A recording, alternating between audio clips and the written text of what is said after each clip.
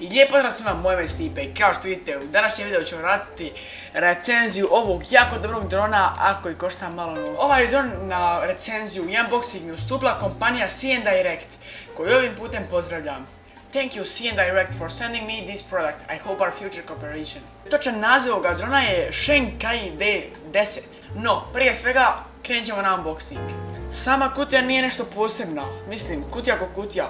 Imate ovu ručku da je možete nositi. Inače, ovo bi bio jako dobar poklon ako želite nekome pokloniti za rođendan, za Božić ili tako nešto. Dron također dolazi u 3 boje što možemo vidjeti na ovoj kutiji, bijeloj, zelenoj i narančastoj. Piše da je za 14 godina ili više, za uzrast od 14 godina ili više. Imamo tu neke specifikacije drona koje nam nisu bitne, zato što ću vam ja to sve objasniti kasnije. Zašto sam ja tu, pa već da vam sve objasnim. Kada otvorimo kutiju, dobijamo jedan obični papir koji nam je nije toliko potreban. Zašto? Pa zato što ću vam sve to sada objasniti. Također dobijamo i ovu jednu vrećicu u kojoj se nalazu 2 rezervna krila u slučaju da vam 2 puknu. I jedan odvijač koji će vam služiti da na vašem daljinskom upravljaču možete staviti nove baterije. I također dolazi kabel za punjenje. Naravno dolazi i sami dron kao i joystick. Ok, to je to što se tiče unboxinga. Sada prijeđemo više na jednu kao recenziju. Dron može ići od vas čak 30 metara i meni je s nekih 10 metara što je bio u zraku pao na pod i nije mu bilo ništa.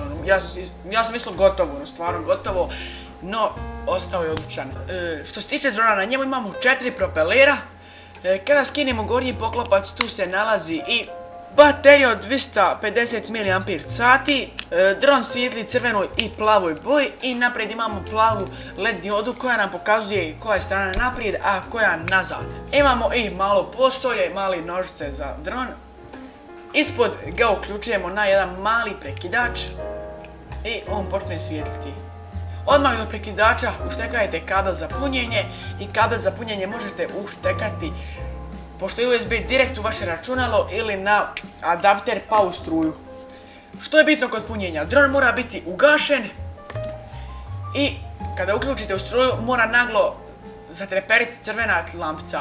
Kada ona zatreperi, znači da je sve spremno i da se počinje puniti. Puni se jedno 45 minuti i kad se napuni svijetli vam sve crveno i onda je vrijeme da ga isključite. Nemojte dron držati da se puni kad je već pun zato što možete tako pokvariti bateriju. To je to što se tiče drona. Sada pogledamo malo joystick koji smo dobili. Što se tiče joysticka, nisam nešto impresionirano, čista plastika i tako tu. Tipke nisu nešto kvalitetne, no ne možemo ništa ni očekivati za cijenu od $17. Imamo ove dvije glavne gljivice, ja to zovem gljivice, ne znam kako vi zovete.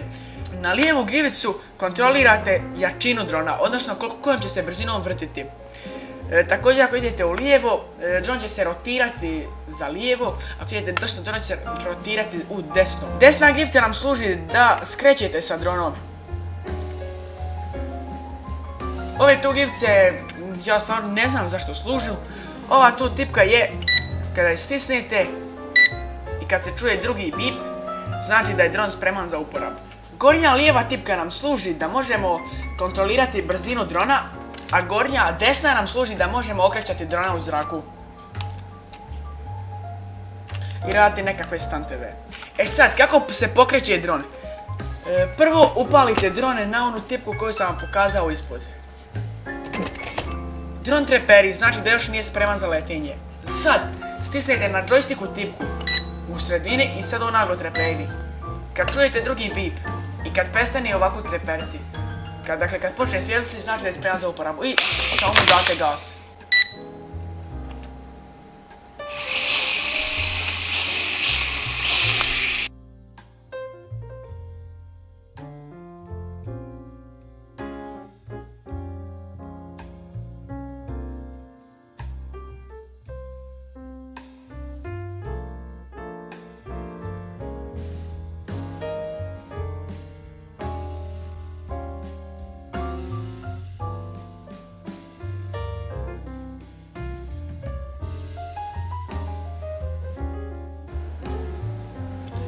Šta da vam kažem, to bilo to za ovu recenziju, nadam se da vam se svidjela. Ako je, ostavite like, subscribe, komentar, pridružite se mojoj posadi i pozdrav!